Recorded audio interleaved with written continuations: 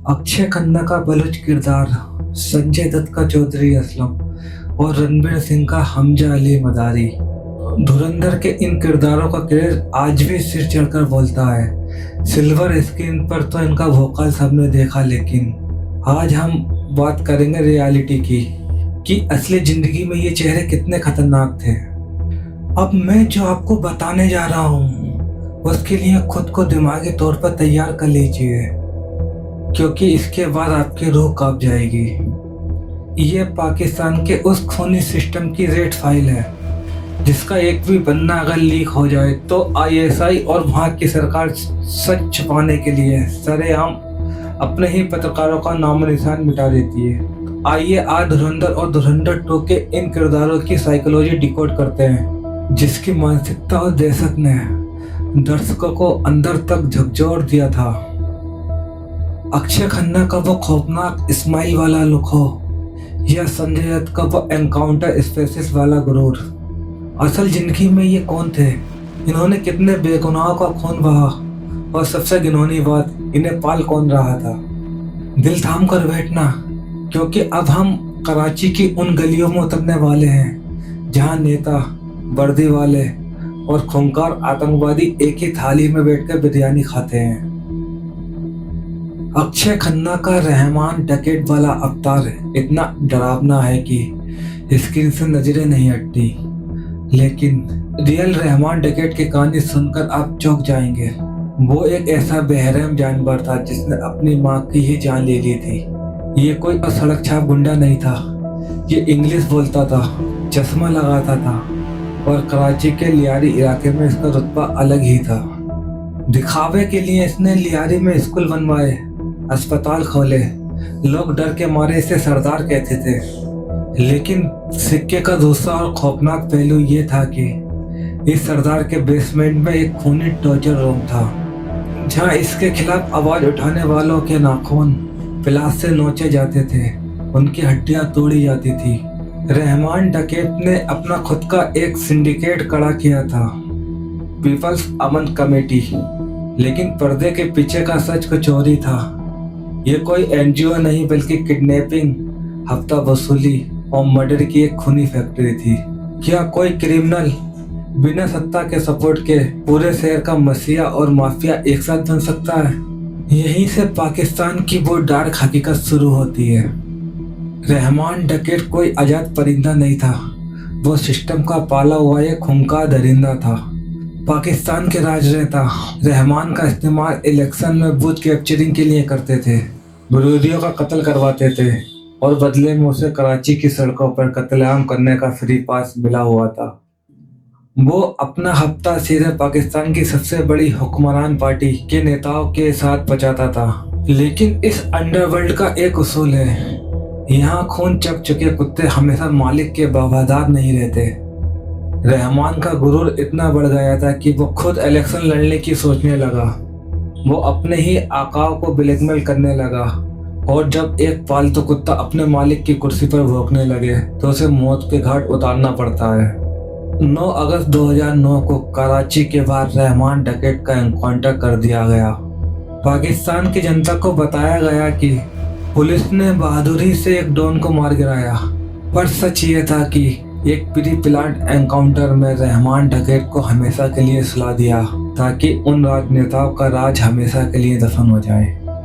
कहानी का सबसे डरावना और रुला देने वाला ट्विस्ट अब शुरू होना था, क्योंकि एक शैतान के मरने से नर्क खाली नहीं होता। कुर्सी पर सिर्फ एक नया, ज्यादा खूंखार जानवर बैठता है। रहमान डकैत की मौत के बाद जिसने खून से लथपथ लियारी का ताज पहना, वो तो उसका भतीजा उजैर बलोच। फिल्म के पार्ट 2 में डानिश पंडोन ने इस रोल को प्ले किया है। रहमान के मरने के बाद उजैर ने अपने ही चाचा का गैंग टेक ओवर किया और अपनी ही कौम के साथ ऐसी गद्दारी की जिसकी कोई मिसाल नहीं मिलती। उसने लियारी को एक जलता हुआ शमशान बना दिया। इसके गुनाहों की लिस्ट इतनी काली है कि किसी का भी कलेजा फट जाए। अपने विरोधी गैंग के लीडर अरशद पप्पू को इसने सिर्फ मारा नहीं बल्कि मौत का तमाशा बनाया है। किडनैप करके बेरहमी से उसकी गर्दन काटी गई, फिर इसके गुंडों ने उसके सिर के साथ सड़क पर फुटबॉल खेला। शर्म आती है ऐसी इंसानियत पर। उन माओ के दर्द का अंदाजा लगाइए जिसके नौजवान बच्चों को इस दरिंदे ने सिर्फ इसलिए मौत के घाट उतार दिया क्योंकि उसने अपनी खून पसीने की कमाई से हफ्ता देने से मना कर दिया था। वो बेगुनाह तो चले गए, लेकिन उनकी चीखें आज भी लियारी की हवाओं में गूंजती हैं। और इन सब के बीच वर्दी और नेता क्या कर रहे थे? शर्म से सिर झुक जाना चाहिए ऐसे सिस्टम का। जहां एक तरफ बेगुनाह कट रहे थे, वहीं पाकिस्तान के नेता इस कातिल के ड्राइंग रूम में बैठकर बिरयानी चबा रहे थे।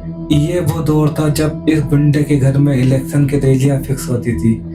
एक खूंखार दरिंदा रातों रात मुल्क का दामाद बन चुका था। लेकिन याद रखिए, हर डॉन की एक एक्सपायरी डेट होती है। सालों की छूट के बाद जब आखिरकार फौज का डंडा चला और ये दबोचा गया, तो JIT जॉइंट इन्वेस्टिगेशन टीम के सामने इसने 198 कत्ल कबूल किए थे। और खौफ की इंतहा देखिए, मरने वालों में सिर्फ आम लोग नहीं थे, बल्कि कई सीनियर पुलिस ऑफिसर को भी इस दरिंदे ने मौत के घाट उतारा था। लेकिन सुनिए वो खौफनाक राज जिसने पाकिस्तान की बच्ची कुची इज्जत भी सरेआम नीलाम कर दी। उजेर बलूच कराची की गलियों का कोई मामूली डॉन नहीं था। 2016 में जब ओमान बॉर्डर पर दबोचा गया, तो इसके बाद जो मिला उसमें पाकिस्तानी एजेंसियों के पैर तले जमीन खिसका दी। एक नकली ईरानी पासपोर्ट। पाकिस्तानी इंटेलिजेंट की खुद की रिपोर्ट चीख चीख कर गवाही दे रही थी कि उजेर बलोच ईरान की खुफिया एजेंसी MI6 का एक मोहरा बन चुका था। जो मुल्क इसे अपना दामाद मानकर बिरयानी खिला रहा था, ये उसी मुल्क के नेवल बेस और मिलिट्री के टॉप सीक्रेट नक्शे चंद पैसों के लिए विदेशी एजेंसियों के हाथों में नीलाम कर रहा था।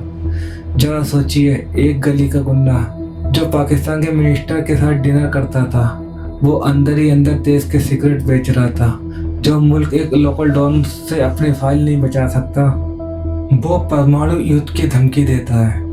अब सबसे बड़ा सवाल ये था कि लियारी की सड़कों पर खुलेआम खून पीने वाले इन मॉन्स्टर को आखिर कौन रोकेगा? इस जंगली और खूनी सिस्टम को साफ करने के लिए कानून की नहीं, बल्कि ऐसे मॉन्स्टर की जरूरत थी जिसके कंधे पर वर्दी और ताकत हो। और तब एंट्री होती है उस खौफ की जिससे लियारी के डॉन भी कांपते थे। नाम था SP चौधरी असलम, कराची का अपना डर्टी हैरी। संजय दत्त ने स्क्रीन पर जो एटीट्यूड दिखाया, असली चौधरी असलम का वोकाल उससे भी 10 गुना ज्यादा था। ये आदमी मौत से नहीं डरता था, कभी बुलेट प्रूफ जैकेट नहीं पहनता था, सफेद सलवार कमीज, होठों पर सिगरेट और हाथ में बिना सेफ्टी वाला ऑटोमेटिक गन। इसने ही रहमान डकैत को उस एनकाउंटर में मारा था। कराची का अंडरवर्ल्ड हो या खूंखार तालिबान, सब इस आदमी की जान के प्यासे थे। हमले की गिनती करते करते थक जाएंगे, लेकिन जो 2011 में हुआ वो किसी एक्शन फिल्म का क्लाइमैक्स था। आतंकियों ने इसके घर को एक भयंकर कार विस्फोट से उड़ा दिया। पूरा का पूरा घर एक सेकंड में मलबे का ढेर बन गया। सबको लगा डर्टी हैरी का चैप्टर क्लोज। लेकिन तभी उस सुलगते हुए मलबे और धुएं के गुब्बार से मौत को मात देकर असलम बाहर निकला। उसने अपने चेहरे से खून पोंछा, एक सिगरेट जलाई और नेशनल टीवी के कैमरे में सीधी उंगली दिखाते हुए धाड़ा, मैं इन दहशतगर्दों को उनकी कब्र तक छोड़ कर आऊंगा। लेकिन ग्राउंड की हकीकत फिल्मों से ज्यादा काली और दर्दनाक होती है। क्या कोई पुलिस वाला 100 से ज्यादा एनकाउंटर बिना ऊपर के आकाओं के ग्रीन सिग्नल के कर सकता है? असलम एक निडर अफसर जरूर था, लेकिन असल में वो पाकिस्तान के सिस्टम का एक मोहरा था। वो उन गैंगस्टर और गवाहों को बेदर्दी से एनकाउंटर करता था जो अब राजनेता और ISI के लिए सिरदर्द बन चुके थे। लेकिन हर शिकारी कभी न कभी शिकार बनता है। और फिर आया 9 जनवरी 2014 का वो दिन। किस्मत ने आखिरकार जवाब दे दिया। कराची के लियारी एक्सप्रेस वे पर तालिबान के सुसाइटर बम्बर ने 200 किलो विस्फोटक से भरी गाड़ी सीधे असलम की बुलेट प्रूफ काफिले में ठोक दी। धमाका इतना जोरदार था कि असलम की गाड़ी हवा में उछलकर दूर जा गिरी। इस बार वो मलबे से बाहर नहीं आया। और यही है उस खोखले डीप स्टेट की सबसे खौफनाक असलियत, जिस सिस्टम ने सालों तक इस आदमी से अपने सबसे गंदे और खूनी काम करवाए, जिसे बिसात के एक मोहरे की तरह इस्तेमाल किया गया, उसी सिस्टम ने आखिर में अपने ही सबसे तगड़े रक्षक को कराची की सड़कों पर एक लावारिस लाश की तरह टुकड़ों में बिखरने के लिए अकेला छोड़ दिया। पर असली खूनी मास्टरमाइंड तो अब तक छिपा था, जो इस पूरे खेल का रिमोट कंट्रोल अपने हाथ में दबाए बैठा था। The angel of death, major Iqbal. आपको क्या लगता है कि पर्दे के पीछे दिखने वाला मेजर इकबाल किसी राइटर के दिमाग की उपज है? तो आप बहुत बड़ी गलतफहमी में हैं। ये कोई फिल्मी विलेन नहीं, ये वो शैतान है जो सरहदों पार ऐसी कमरे में बैठकर मुल्क को शमशान बनाने का ब्लूप्रिंट तैयार करता है। मेजर इकबाल आईएसआई का वो असली जिंदा अफसर है, जिसका नाम अमेरिका के एफबीआई ने अपनी चार्जशीट में 26/11 हमलों के मास्टरमाइंड की लिस्ट में दर्ज किया है। डेविड हेडली तो सिर्फ एक मोहरा था। उसे मुंबई हमले की सड़कों पर खून बहाने के लिए डॉलर और टारगेट इसी मेजर इकबाल ने थमाए थे। ये आईएसआई के उस सबसे खौफनाक एस विंग का हिस्सा था, जिसका काम सिर्फ और सिर्फ तबाही मचाना है। क्या आपने कभी सोचा है कि पाकिस्तान की असली पावर किसके पास है? फिल्म में जो पूर्व पीएम नवाज शरीफ का कैरेक्टर है, वो इसका सबसे बड़ा सबूत है। पाकिस्तान में प्रधानमंत्री सिर्फ एक बेबस रबर स्टैम्प है, जिसे जब चाहे फौज कान पकड़कर कुर्सी से उतार सकती है। असली हुकूमत इन मेजर इकबाल जैसे आईएसआई जनरलों के पास है। पाकिस्तान का ये खूनी डीप स्टेट असल में ऐसा मौत का कुआं है, जहाँ एंट्री तो शायद आपकी मर्जी से हो जाए, लेकिन एग्जिट नहीं। इस खूनी जाल के अंदर आपकी सांसें कब तक चलेंगी, ये रावलपिंडी में बैठे जनरल तय करते हैं। और इस सिस्टम में बगावत की सजा सिर्फ मौत है, चाहे वो नेता हो या खूंखार डॉन। जो इस चक्रव्यूह से निकलने की होशियारी करता है, उसे सड़क पर कुत्तों की तरह काट कर फेंक दिया जाता है। उजैर बलूच का खौफ हो या चौधरी असलम की वर्दी, दोनों इसी गंदे सिस्टम की बलि चढ़े। जब तक काम आए, इन्हें मुल्क का दामाद बनाकर पाला गया, और जब आंख दिखाई तो बेरहमी से मिटा दिया गया। अपने ही पाले हुए सांपों को मुल्क में आग लगवाना, यही है इस डीप स्टेट का एकलौता और परमानेंट धंधा। और इस सड़ोगे सिस्टम के बिल्कुल बीचों बीच मौजूद था एक सीक्रेट, अजय सैनियाल और जसकीर सिंह रागी। महात्मन का वो तेज दिमाग जो दिल्ली के एक अनजान सेफ हाउस में बैठकर चालें चलता है, और रणवीर सिंह वो धारदार हथियार जो दुश्मन के घर में घुसकर उनके पूरे सिस्टम की जड़ें काटता है। फिल्म में हमने इनका जबरदस्त एक्शन देखा, लेकिन सच यह है कि असली जासूस की कोई स्लो मोशन एंट्री नहीं होती। वहाँ सिर्फ खौफ और मौत का सन्नाटा होता है। क्या आप सोच सकते हैं कि अपने ही परिवार, अपनी ही पहचान, अपनी ही मातृभाषा को भूलकर दुश्मन के मुल्क में अपनी पूरी जवानी गंवा दे?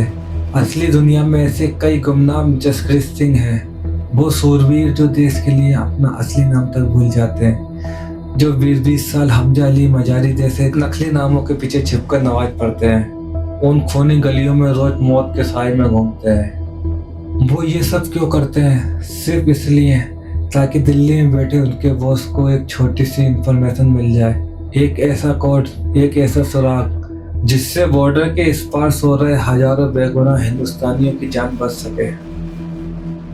लेकिन अब जो सच मैं आपको बताने जा रहा हूँ, वो इस पूरे गेम का सबसे क्रूर और रुला देने वाला पहलू है। जरा सोचिए, अगर हमारी ये असली जासूस, ये अंडर कवर सूरवीर कभी दुश्मन के हाथ लग जाए, महीनों तक इन्हें दुश्मन की कालकोटियों में टॉर्चर किया जाता है। लेकिन सबसे बड़ा दर्द दुश्मन का टॉर्चर नहीं होता, सबसे बड़ा दर्द ये होता है कि जब इंटरनेशनल प्रेशर के चलते इनका अपना मुल्क, इनकी अपनी सरकार इन्हें पहचानने से मुकर जाती है। आंखें नम हो जाती हैं ये सोचकर कि देश के लिए अपनी जवानी खपा देने वाला ये गुमनाम हीरो किसी अनजान मुल्क की जेल में तड़प तड़प कर दम तोड़ देते हैं। ना इनके ताबूत को कभी परिंदा नसीब होता, ना छाती पर कोई मेडल सजता, और तो और इनकी हड्डियां तक चौखट पर इंतजार कर रहे इनके बूढ़े माँ बाप को नहीं मिलती। बस एक बेनाम कब्र में इनका पूरा वजूद, इनका सर्वोच्च बलिदान हमेशा के लिए दफन हो जाता है। पर जो बात तुम्हें आज चैन से सोने नहीं देगी वो यह है कि कराची की उन अंधेरी सड़कों पर आज भी उजैर बलूच और चौधरी असलम जैसे नए खूंखार आतंकवादी पैदा हो रहे हैं। आज भी आईएसआई का मेजर इकबाल किसी नए आतंकवादी को पैसा भेज रहा है और आज भी भारत का कोई गुमनाम जसकीर सिंह रागी अपनी जान हथेली पर रखकर इस पूरे खूनी सिस्टम को अंदर से मॉनिटर कर रहा है। मैंने वीडियो के शुरू में ही कहा था, सच्चाई को हजम करना सबके बस की बात नहीं। मैं ये नहीं कहूँगा कि इस वीडियो को शेयर करो, चैनल को सब्सक्राइब करो। मुझे पता है 95% लोग अब तक वीडियो छोड़कर जा चुके होंगे। अगर तुम अब भी मेरी आवाज़ सुन रहे हो, तुम उन 5% में आते हो जो इस दुनिया के असली खूनी और डार्क सच को फेस करने का जिगरा रखते हैं, तो ही अंडरग्राउंड कम्युनिटी का हिस्सा बनना, वरना वापस जाओ, कोई फेक कॉमेडी वीडियो देखकर सो जाओ। मुल्क वैसे भी सो रहा है। मिलते हैं अगली क्लासिफाइड इन्वेस्टिगेशन में।